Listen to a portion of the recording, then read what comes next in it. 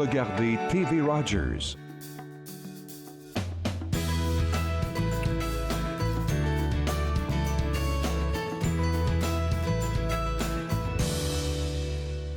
Bonjour et bienvenue entre nous exclusivement sur les ondes de TV Rogers. Je suis Claude Andrea Bonny. Je me ferai un réel plaisir de passer la prochaine demi-heure avec vous. Aujourd'hui à l'émission, nous allons avoir la chance de parler avec notre spécialiste de l'étiquette, Julie Blecomo. Aujourd'hui, il sera question de la pratique des pourboires en temps de pandémie. On aura aussi plus de renseignements sur la Maison des soins palliatifs d'Ottawa. Et tout de suite, pour commencer, j'ai notre experte en marketing numérique, Grace Boussanga, qui a décidé de nous parler aujourd'hui de l'importance des lives dans la stratégie digitale. Grace, pourquoi c'est si important les lives? Dis-moi. Alors, pourquoi c'est si important les lives? Il faut savoir que les lives, surtout notamment en ce temps de crise, parce qu'il faut savoir qu'on est encore en temps de pandémie et donc en mode deuxième vague, les lives, ça va être très important pour vous parce que ça va vous permettre en fait de diversifier votre contenu, donc c'est-à-dire ce que vous postez en fait sur les différents médias sociaux que vous avez. Alors, selon toi, tous les commerces locaux, toutes les entreprises devraient comme se lancer dans cette pratique-là, la pratique des lives? Alors, je dirais oui et non. Pourquoi? C'est-à-dire que avant, en fait, il faut savoir, avant la crise, qu'on faisait des lives, la plupart du temps, c'était en fait pour partager justement différents événements qu'on faisait en mode présentiel. C'est-à-dire que pour les personnes qui n'avaient pas la chance de vivre l'expérience donc sur place, il y a la possibilité de justement de filmer ça, donc de faire du streaming ou de la captation vidéo comme on en parle, pour justement pouvoir en fait partager l'événement en question. Là aujourd'hui, vu que tout plus ou moins à la maison, les personnes et les entreprises ou les petites entreprises font en sorte de justement faire en sorte de publier du contenu pour montrer à leurs clients, pour montrer à d'autres personnes qu'ils existent toujours. Là aujourd'hui, par exemple, oui, j'ai même envie de dire, vous pouvez faire les lives si vous voulez. Par exemple, si vous êtes un restaurant et qu'il y a une nouvelle recette que vous voulez présenter aux personnes, vous avez la possibilité justement de filmer cette recette-là en direct pour que votre communauté voit ce que vous êtes en train de faire. Sinon aussi, la plupart du temps, on voit qu'il y a beaucoup d'entreprises en ce moment, et pratiquement tout le monde, j'ai envie de dire, tout le monde fait des webinaires, que ce soit des webinaires privés, webinaires publics. Et ces webinaires publics-là, ça peut être aussi considéré comme du live, en fait. Donc, j'ai envie de dire que oui, tout le monde peut le faire, mais pas obligé en fait de le faire. Ça va être vraiment à vous de déterminer si oui ou non vous pouvez le faire, parce que il faut savoir que quand vous faites des lives, en fait, il y a un objectif derrière ce live. Qu'est-ce que vous voulez, quels sont les retours que vous désirez avoir lorsque vous allez faire ce live-là? Parce que le but des lives en fait en question, c'est justement de faire en sorte de se rapprocher de sa communauté, mais aussi d'interagir en fait directement avec votre communauté, parce que tu vas voir que je pense que tu as sûrement suivi des lives, même là on est en live, donc les personnes mettent des commentaires directement. Toi, tu les vois pas forcément, mais tu les verras un peu plus tard. Mais tu vas voir si tu suis quelqu'un et puis que cette personne-là fait un live, et les personnes, elles sont là, elles posent des questions ou simplement elles réagissent en fait aux commentaires que la personne est en train de faire. Et puis ça va permettre à la présentatrice ou au présentateur de justement répondre en fait directement avec sa communauté. Et puis ça permet aussi en même temps de prendre le pouls de savoir qu'est-ce que votre communauté pense de ce que vous êtes en train de faire, et tout simplement aussi de leur poser des questions pour savoir si vous allez sortir un nouveau produit, qu'est-ce qu'elle pense, qu'est-ce que votre communauté pense de telle situation ou autre. J'aime bien aimé le fait que tu répètes plusieurs fois que faire des lives, ça permet de rester très proche de la communauté, parce que je l'ai appris aussi dernièrement en suivant un cours sur Internet, là. Mais puisque tu as parlé des webinaires, les webinaires, on se rend compte que la plupart du temps, c'est des organismes ou bien des associations gouvernementales, on va dire, qui se lancent dans ces affaires-là pour informer le public. Contrairement à d'autres petits commerces, comme par exemple, moi, je vends des cheveux humains ou je sais pas, qui veut faire un live pour ma communauté. Je suppose que l'approche ne sera pas la même. Justement, en parlant de cheveux humains, je regardais un live en fait d'une personne qui présentait toutes ses perruques en mode cheveux humains. Donc qu'est-ce qu'elle faisait, c'est limite elle essayait toutes les perruques sur sa tête en mode Facebook Live. Donc c'est-à-dire par exemple elle prend une perruque rousse, elle porte un perruque, elle dit mais voilà, regardez, vous pouvez la porter en mode frange sur le côté, vous pouvez la porter en mode ligne droite, comme on appelle chez nous, en mode Naomi en fait. Et c'est vraiment en fait c'est une expérience, c'est-à-dire que oui, les personnes n'auront pas forcément cette possibilité de voir ton produit là de voir ton produit en magasin, mais si toi justement tu es là, en fait, tu fais les essayages, les personnes vont voir en fait comment utiliser ton produit, quelles sont les qualités qu'a ton produit. En fait, la personne, elle faisait de la vente, mais en mode virtuel, en fait. Et elle faisait Wow. aussi en même temps des essayages, ouais, exactement. Donc, je pense que justement, oui, c'est sûr qu'il y a des entreprises qui font forcément des webinaires ou autres, mais ça peut être aussi, des fois on dit webinaire juste parce que on a envie de dire webinaire en fait. C'est comme si c'était une formation. Non, sincèrement, en fait, c'est comme si c'était une formation, c'est comme si c'était un atelier, mais au final, c'est vraiment comme un échange qui est là, qui est en train de se faire. Tu peux dire que tu vas être en live sans forcément dire que c'est un webinaire. Tu peux Webinaire, dire oui. que c'est un live, tu vas discuter justement quelles sont les différentes techniques pour porter sa perruque, ou ça peut être aussi en mode comment faire pour teinter ses cheveux-là. Comment faire pour teinter ses cheveux. Il faut savoir aussi que je pense à YouTube, justement, il y a beaucoup de personnes qui, si on reste toujours dans le côté des cheveux et des perruques, il y a beaucoup de personnes qui justement en fait se filment et, mettaient en fait la vidéo sur YouTube. Donc en gros, c'était déjà pré-enregistré. Mais là, avec les lives là, tu peux justement suivre en fait en Suivre. direct euh, suivre justement tout le processus qui a amené justement à la coloration de cette perruque, à avoir aussi cette nouvelle coupe. On voit aussi que même là, beaucoup de journaux aussi utilisent les lives, beaucoup de journaux font les lives, je pense à Radio-Canada, qui maintenant diffuse aussi ce contenu sur les médias sociaux. Pareil aussi, si je pense aux différents podcasts, il y a des personnes qui vont déjà, comme qu'est-ce qu'ils vont faire? Ils vont diffuser en fait le contenu en live sur Facebook. Ils vont ensuite extraire justement ce contenu-là pour le transformer en podcast. Pourquoi justement le diffuser sur Facebook? Parce que tu as la possibilité de, justement, comme j'avais dit au début, de prendre en compte les commentaires. Et puis, c'est réellement en fait une conversation. Tu as une conversation avec ton invité, mais tu as aussi une conversation avec ta communauté. Et puis, il faut savoir que les lives, ce n'est pas que sur Facebook. On a vu beaucoup de médias sociaux qui ont fait en sorte de changer leurs fonctionnalités et d'ajouter de nouvelles fonctionnalités pour s'adapter en ce temps de pandémie. Je pense, par exemple, au début, la toute première plateforme, c'était Facebook. Ensuite, même pas Facebook, j'ai envie de parler de Twitter ou encore Periscope. Ensuite, on a eu Facebook. Ensuite, on a eu Instagram. Là, il y a YouTube qui est rentré dans les lives. Et tout récemment, il y a aussi LinkedIn qui est rentré dans les lives. On voit que ce soit les lives ou encore les stories, oui, les stories, c'est bien, mais les lives, ça va être encore mieux parce qu'on va pouvoir prendre le pouls en direct en fait de notre communauté, puis ça va être très très important. Je vous invite sincèrement, si vous êtes une entreprise et que vous n'avez pas vraiment quoi faire, de faire les lives. Vous pouvez vraiment comme parler de tout et n'importe quoi, tant que un live un live n'est pas obligé de durer comme 10 minutes ou 1 heure. Votre live peut même faire comme 2 minutes. Vous pouvez juste prendre votre téléphone et dire écoutez, demain, j'ai une grosse nouvelle à vous annoncer, restez connectés, la fiche va sortir, etc.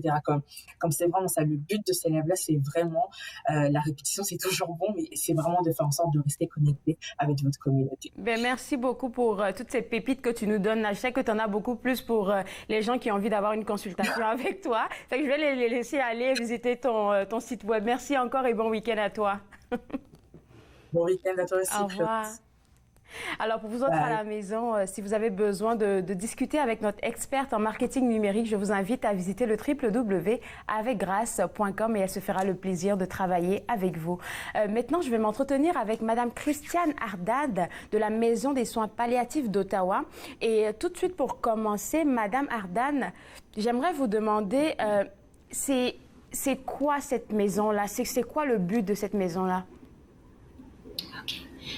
Bonjour à tous. Donc, l'objectif de la Maison de soins palliatifs d'Ottawa, c'est d'accueillir et d'accompagner les personnes qui souffrent d'une maladie limitante en fin de vie et qui passent par tout le processus de soins palliatifs. Donc, nos programmes offrent une grande diversité, que ce soit un accompagnement à la maison chez eux, avec des programmes de jour auxquels ils peuvent assister, et en fin de vie, une fois que la mort devient imminente, ils peuvent venir chez nous à la résidence pour avoir les soins de fin de vie nécessaires. Je suis allée voir un peu sur votre site web avant notre entrevue aujourd'hui et j'ai vu, oui, que vous accompagnez les personnes en fin de vie, mais qu'est-ce que j'ai trouvé, moi, intéressant, c'est que vous venez aussi quelque part en aide aux personnes aidantes naturelles, en fait, pour un soutien. Sûrement. Sûrement. Donc, notre objectif, c'est bien sûr le client lui-même, mais aussi c'est toute la famille que nous prenons en charge. Donc, déjà, le simple fait qu'on accueille les clients en résidence, c'est pour permettre à la famille d'avoir ces derniers moments comme juste une interaction avec la personne mourante et non pas être pris par les soins d'hygiène et tous les soins médicaux, si je peux dire. Donc, on leur donne l'opportunité de vraiment vivre ces derniers moments en tant que famille, en tant qu'interaction émotionnelle. Et parallèlement, nos programmes de jour aussi permettent à la famille d'avoir un petit moment de répit Oui. quand leur bien-aimé vient passer la journée chez nous. Donc, déjà, le client lui-même peut socialiser avec des personnes qui vivent peut-être la même situation et avoir des situations amicales et un peu différentes de ce qu'il vit chaque jour. Et parallèlement, la famille peut avoir un moment pour avoir ses rendez-vous, pour faire leurs épiceries ou pour faire n'importe quelle course qu'elles ont besoin de faire et qu'elles ne sont pas capables de faire quand elles prennent en charge leur personne bien-aimée à la maison.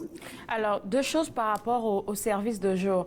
Moi, j'ai une personne en fin de vie de qui je m'occupe. Qu'est-ce que moi je vais faire? Je vais vous contacter pour vous demander d'avoir quelqu'un ou c'est vous qui proposez les deux options, comme est-ce qu'il peut venir directement à la maison ou bien avoir quelqu'un à la maison, chez nous autres? Oui, les deux options sont possibles. Donc déjà, il faut commencer par contacter la maison de soins palliatifs pour qu'on sache que vous avez besoin de soins. À ce moment, nos infirmières communautaires vont chez vous à la maison, font une petite évaluation de vos besoins et elles offrent les services que vous voulez. Ça peut être un volontaire qui vient chez vous à la maison, vous visiter, passer du temps avec vous. Comme ça, votre famille aura plus de temps pour gérer ses propres choses. Ça peut être aussi, il vient passer la journée chez nous à la maison de soins palliatifs. Comme aussi, on offre bien sûr des soins de counseling individuel pour le client ou sa famille qui en ont besoin. Malheureusement, maintenant, avec la pandémie, tout se fait virtuellement. Donc, nos programmes de jour sont suspendus pour le moment en personne, mais on est en train de faire des rencontres virtuelles et les soins de counseling aussi se font virtuellement. Donc, pour qu'on soit toujours capable d'accompagner les familles et les personnes. Alors, pour les accompagnements de jour, comme vous l'avez mentionné, puisqu'on ne peut pas maintenant se déplacer dans les maisons des personnes, vous le faites virtuellement, mais quand la personne a besoin d'envoyer son parent en fin de vie dans vos locaux, est-ce que c'est encore possible en ce moment de pandémie?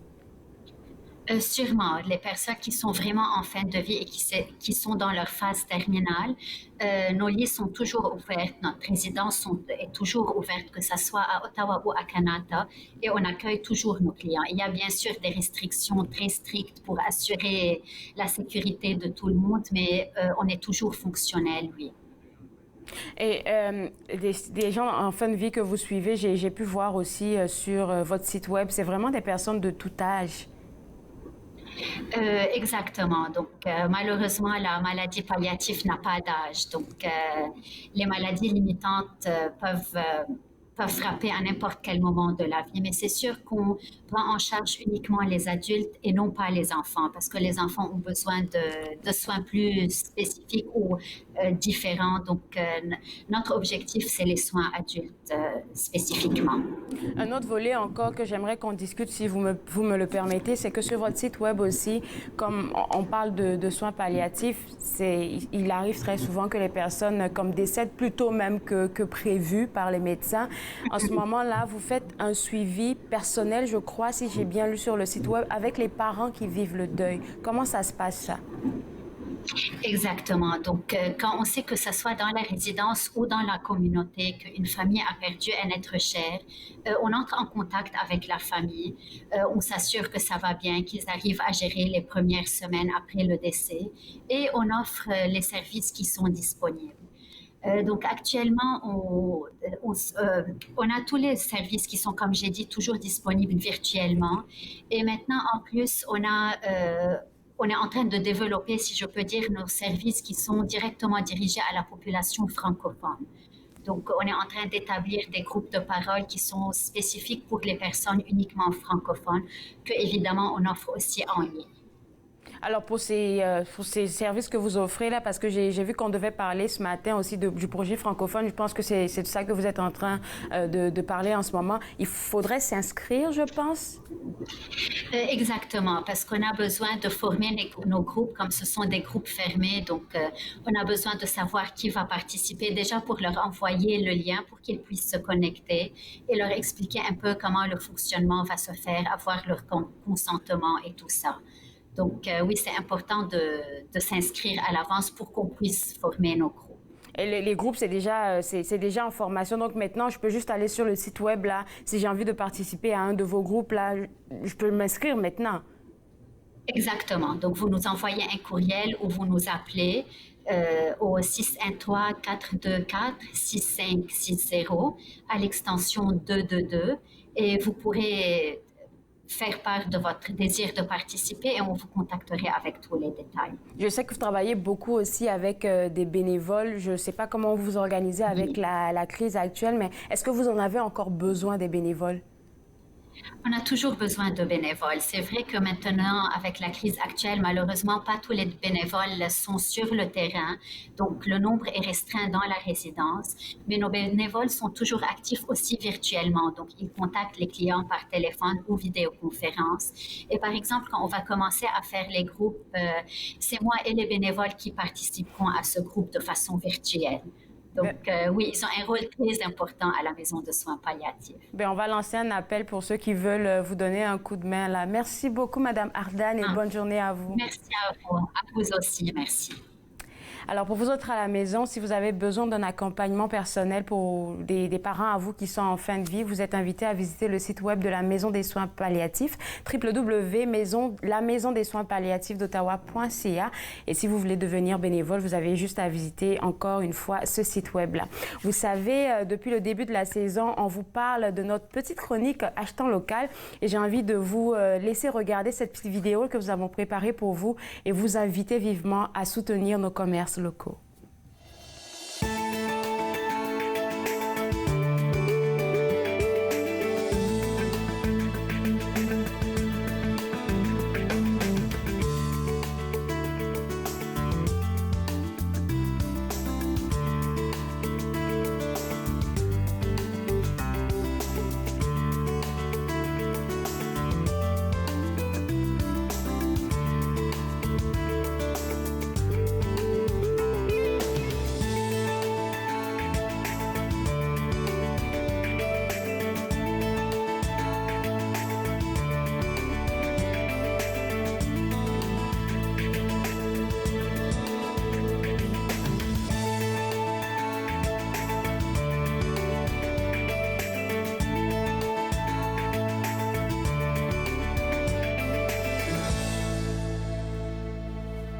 Je m'entretiens maintenant avec notre spécialiste de l'étiquette, Julie Blais-Comeau, et aujourd'hui, elle a décidé de nous guider dans la pratique des pourboires en temps de pandémie.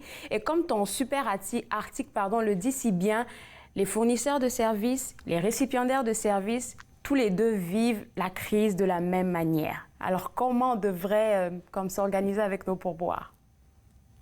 Oui, les pourboires en situation de pandémie, c'est quand même assez précaire. Au départ, Claude Andrea, il faut savoir que la pratique du pourboire, c'est une pratique qui est culturelle. C'est une pratique de reconnaissance, de gratitude. Alors, en ce moment, il y a plein de raisons de reconnaître ces fournisseurs de services-là. Alors, si tu veux bien, moi, je t'écoute. On va y aller, on va piger dans différents services de lesquels nous sommes bénéficiaires ou pour lesquels les gens travaillent là. Alors, on va essayer de donner le maximum d'informations à nos téléspectateurs aujourd'hui.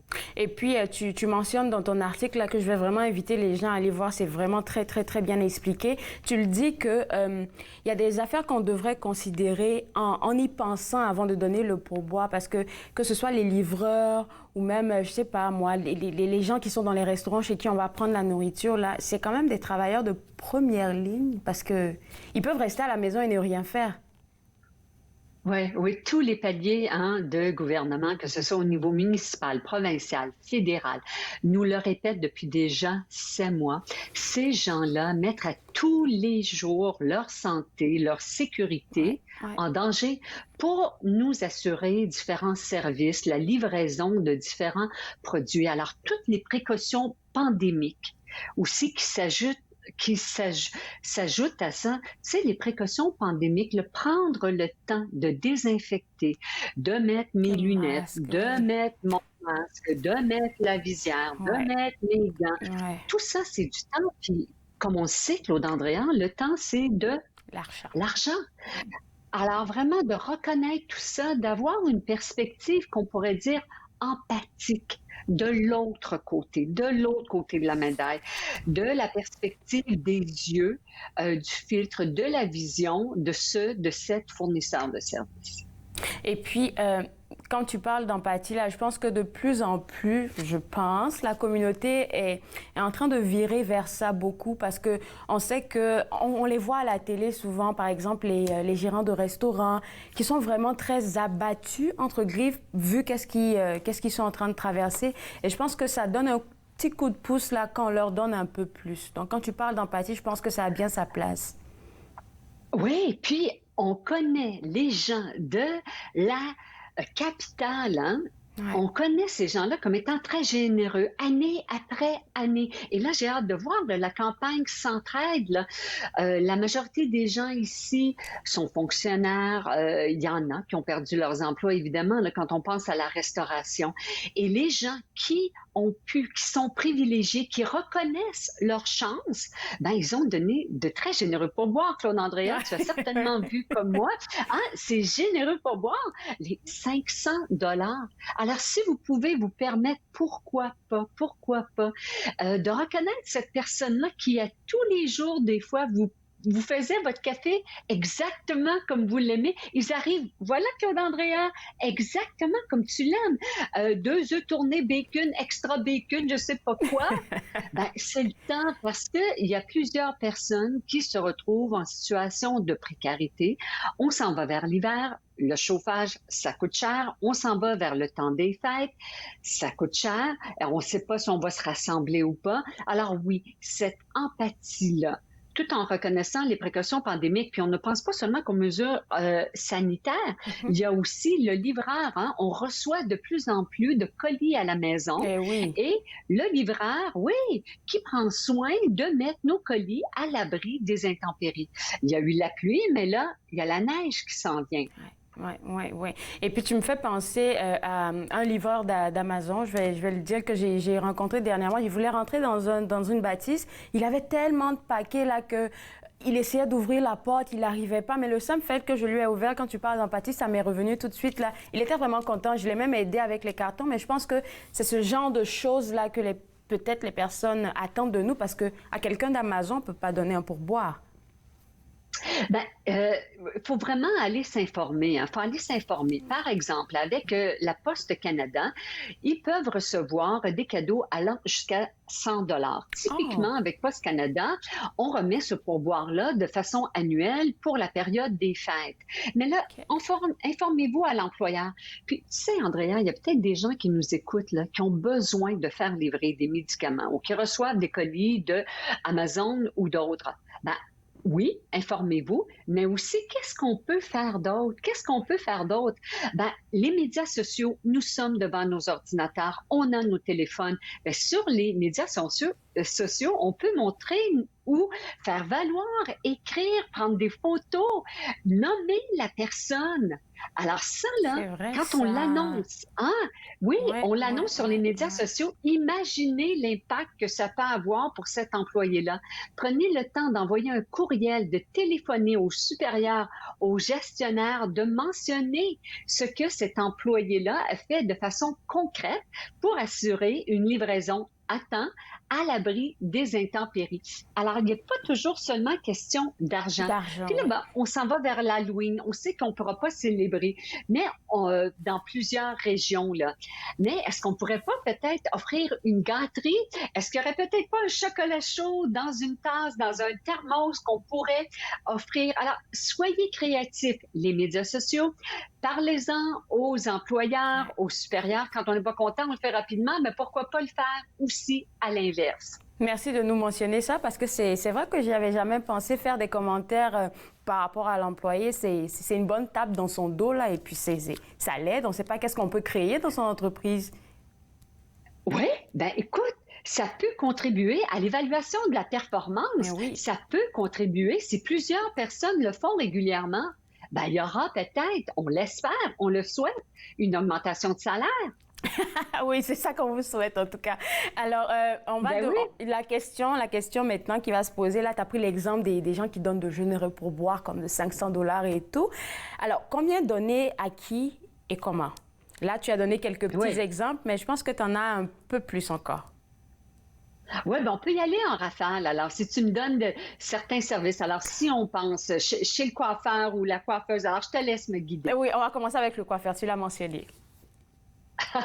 On aime. J'adore ma coiffeuse.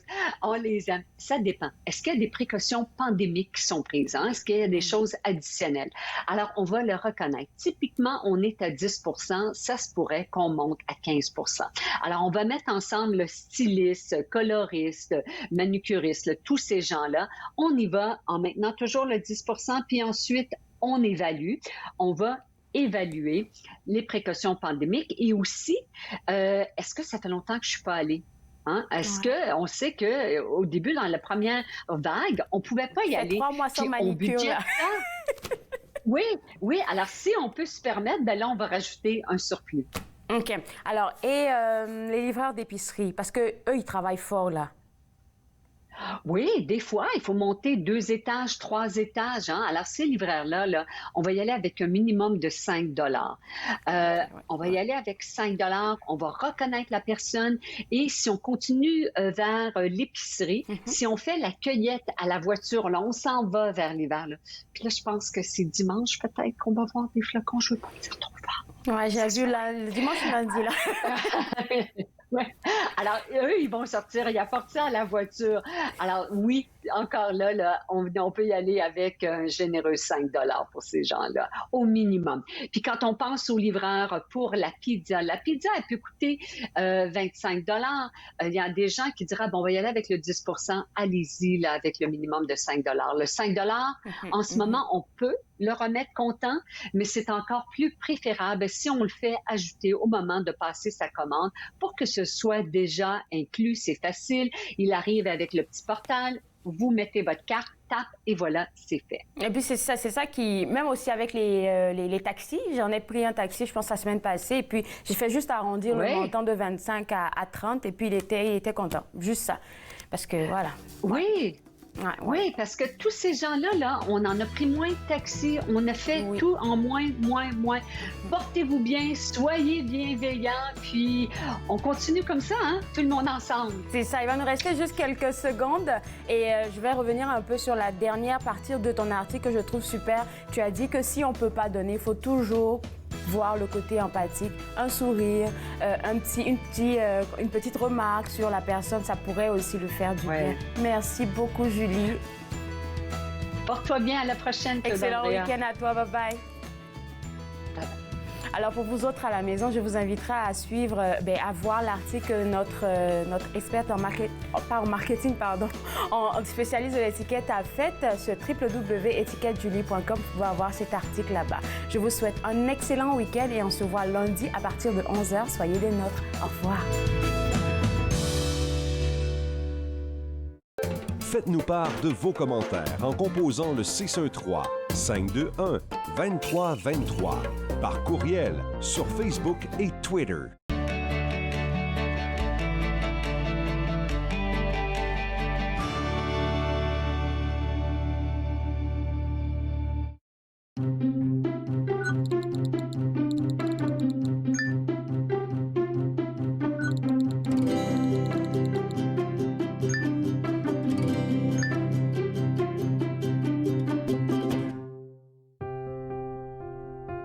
Les commerces, les restaurants et les services locaux d'Ottawa font partie importante de notre tissu urbain. Nous pouvons les aider en ces temps difficiles. Commandez chez eux en ligne, achetez des chèques cadeaux à utiliser plus tard, commandez des repas à emporter ou à livrer, démontrez votre soutien sur les réseaux sociaux. S'il vous plaît, faites-le aujourd'hui. En savoir plus, visitez ottawa.ca/acheter local. Cette semaine, à Notre en parle, je reçois Anne Thibodeau, Julie Benoît et Caroline Rochon. On parle de nos enfants, de notre vie et de notre nourriture. Soyez au rendez-vous. Nathan parle, mercredi 20h, sur TV Rogers.